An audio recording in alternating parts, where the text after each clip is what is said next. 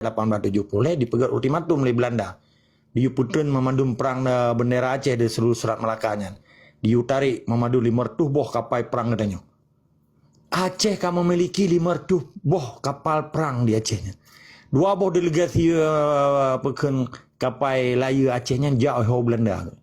Dengan perjalanan 47 huruf. Bayangkan gerok. Sidro panglima perang yang terkenal di dunianya. Malahayati. Pakiban cara uronya orang Aceh kerja kelamit Jawa. Nama dia itu. Sedangkan setiap keputusan Raja Iskandar Muda, beda begah raja yang tergelom je. Mamadum harus mendapatkan persetujuan ulama yang keun mufti negara. Mufti negaranya urung cok keputusan 250 roh. Man orangnya tak pegar, pegar lesi wahid tahun 2000 mulai Maret. Tak orangnya 2020 euro pegar Aceh menjadi secara hukum positif kan Islam di tabuh perpintian kan. Tetapi kan terjadi dualisme hukum di sini. Nah Pancasila yang tertinggi iup di syariat Islam. Bahkan karena na polisi nasional di sini, nanda polisi wadatul ummah. Islam yang pegang itu, Islam pura-pura hanya kelong. Tujuannya kan kelong pegang tapi untuk menjahanamkan sistem perjuangan Aceh heboh kategori. Bahkan diwahid di syariat dan diterima oleh ante-ante aja. Ini kelong hai jarwa kaki lah. Uru-uru Aceh yang kerja di Indonesia.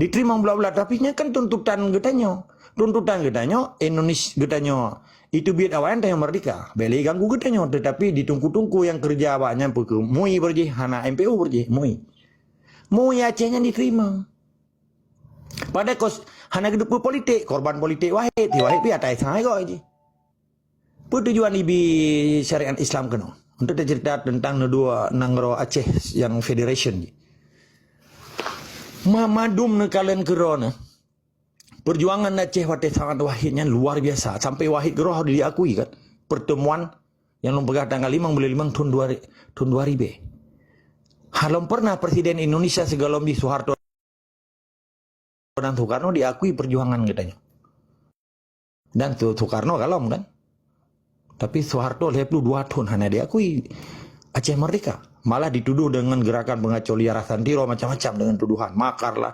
pemberontak lah macam-macam, separatis macam-macam. Tiwahid imain politik ini dengan di syariat Islamnya leboh kategori orang Aceh. Yang dipegat settingan di Aceh, nanti pupu leboh. Aceh menjadi Islam radikalis, fundamentalis dan Taliban lagi Afghanistan yang nanti nanggawa barat. Akhirnya bedah polisi wedatul umah WH-nya urang ini yang gedanya hanai turok yang tu lu ikoh nyan cika settingan supaya dilo oleh dunia internasional bahwa orang Acehnya ka fundamentalis radikalis Islam tujuan tiwahid tapi hanai itu pu le tungku Pancasila yang lengkunya tungku Pancasila apa itu politik ini di buah kita dibaca kita itu buah kita hanya di dalam pesantren tetapi hanya urusan itu dengan penjajahan ini maka lu begah tungku Pancasila dan hanya diamalkan untuk untuk melawan penjajah dan hanya itu penjajah hanya itu pun yang roh kadale mana urusan yang penting buat Quran buju mana pokoknya menyebu bati itu bi ashab ya pokoknya wate ibu itu bi ashab hanya sekedar tunggu semua buat tunduk dan patuh di bawah penguasa penjajah hanya gekeun tunggu Pancasila putaji yang salah pernah dalam utak kegelauan kezaliman gelauan dengan berbagai politik propaganda awak bang belah dia laut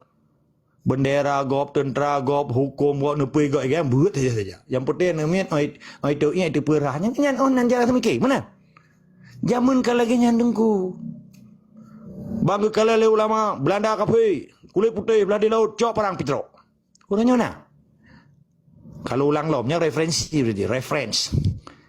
agama Islam awak Aceh karena yang pun dawa waron nak agama Islam ni keun kape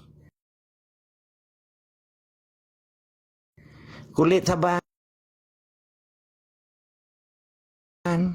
belah di laut musafir cona nu yupa jawab nan kejadian orangnya dengku maka orangnya pelai katanya ketegasan di dalam perjuangan hana pilih pergut cua garis demarcation perjuangan kamu jelas?